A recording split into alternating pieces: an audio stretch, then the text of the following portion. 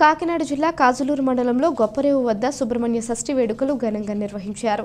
సుబ్రహ్మణ్యేశ్వర స్వామి వారి దేవాలయాలను సర్వాంగ సుందరంగా అలంకరించారు. వేకువజాము నుంచి భారీ క్యూ లైన్లలో వేచి ఉండి స్వామివారిని దర్శించుకుని ప్రత్యేక పూజలు, అభిషేకాలు నిర్వహించారు. అనంతరం ఆలయ ఆవరణలో గల నాగదేవతకు ప్రత్యేక పూజలు చేశారు. స్వామివారిని దర్శించుకుంటే సర్పదోషాలు తొలగుతాయని భక్తుల నమ్మకం. ఆలయాల వద్ద భక్తులకు ఎటువంటి అసౌకర్యం కలగకుండా ఆలయ నిర్వాహకులు ప్రత్యేక ఏర్పాట్లు చేశారు. ద్రాక్షారామం టు యానాం రోడ్డులో భక్తులు రద్దీతో ట్రాఫిక్లో ప్రయాణికులకు చాలా ఇబ్బంది పడటం జరిగింది. ట్రాఫిక్ని గొల్లపాలెం పోలీసులు కంట్రోల్ చేయడం జరిగింది.